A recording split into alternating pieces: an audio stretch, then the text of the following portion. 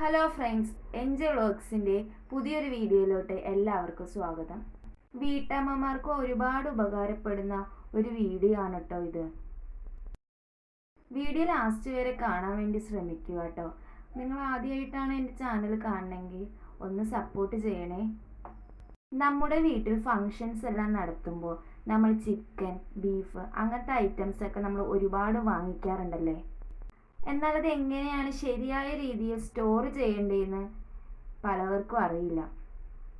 ശരിയായ രീതിയിൽ സ്റ്റോർ ചെയ്തില്ലെങ്കിൽ നമ്മൾ വാങ്ങിക്കുന്ന ഐറ്റംസ് ഒക്കെ കേടായി പോകാനും ചാൻസ് ഉണ്ട് കേട്ടോ.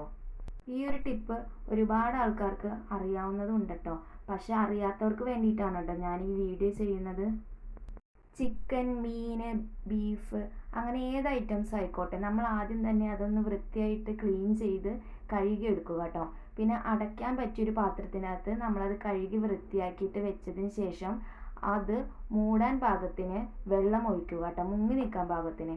അതിനുശേഷം നമ്മൾ ഫ്രിഡ്ജിനകത്ത് ഫ്രീസറിൽ തന്നെ നമ്മൾ വെക്കാൻ ശ്രദ്ധിക്കണം. ഞാൻ ആദ്യം എടുത്ത പാത്രം ഫ്രീസറിൽ വെക്കാനായിട്ട് ബുദ്ധിമുട്ടുണ്ടായിരുന്നു. അതുകൊണ്ട് ഞാൻ പാത്രം മാറ്റി ഇതുപോലത്തെ ഒരു പാത്രത്തിനകത്ത് സ്റ്റോർ ചെയ്തിട്ടോ.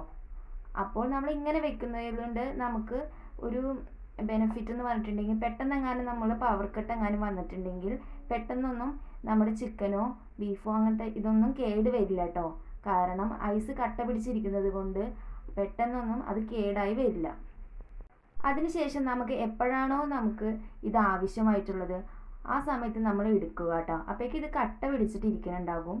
ഞാനപ്പോൾ അതിൻ്റെ ഇടയ്ക്ക് ഒരു എക്സ്പെരിമെൻറ്റും കൂടി ചെയ്തു. ചൂടുവെള്ളം ഒഴിച്ചാലാണോ പച്ചവെള്ളം ഒഴിച്ചാലാണോ പെട്ടെന്ന് തന്നെ അരിഞ്ഞ് കിട്ടുകയെന്ന്.